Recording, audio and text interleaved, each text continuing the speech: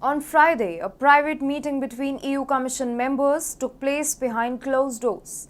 The agenda of the meeting was how to bypass sanctions on Russia to keep the gas flowing. Yes, I know it's sometimes hard to believe your ears, but last Friday, the EU actually held a meeting to evade its own sanctions on Russia. And the result of the meeting was truly shocking. It couldn't be more ironic.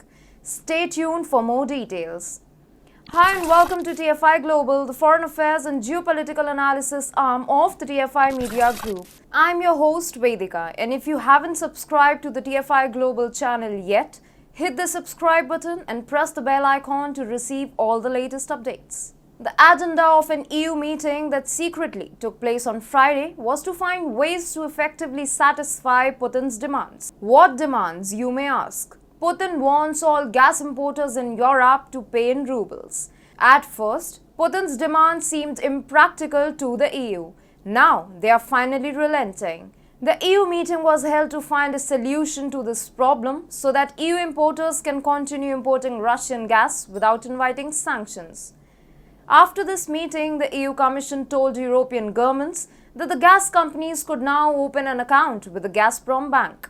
The account can be opened in dollars and euros. However, the guidance didn't mention whether opening the account in rubles was prohibited or not, leaving a window of opportunity for European gas importers to exploit this gap.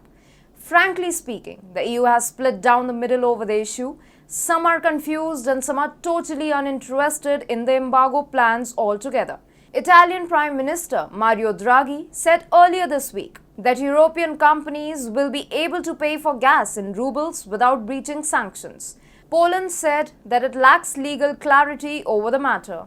Others were confused by the lack of specific guidance on opening accounts in rubles.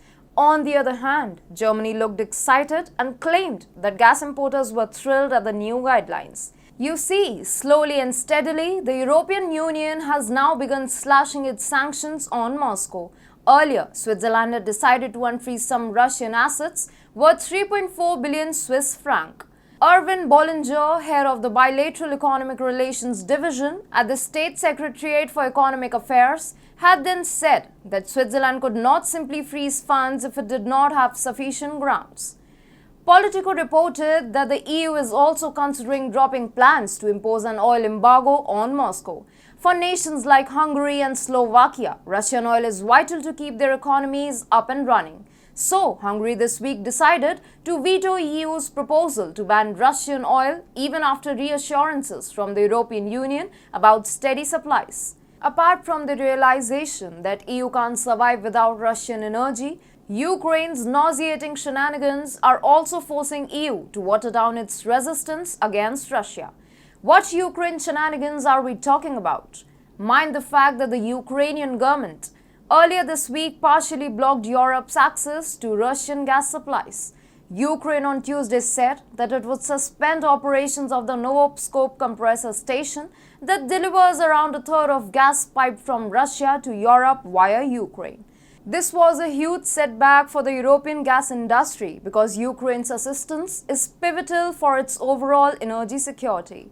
The Ukraine gas transit system in the Luhansk region accounts for the supply of around 32.6 million cubic meters of Russian gas every day to Europe. If the Novopskop compressor station in the Luhansk region of eastern Ukraine remains inoperative for a longer period, then we could see yet another phase of the fuel price spike in the European continent. It's because of such moves by Ukraine that distrust between the EU and Kyiv is now growing rapidly. And this is music to Russia's ears.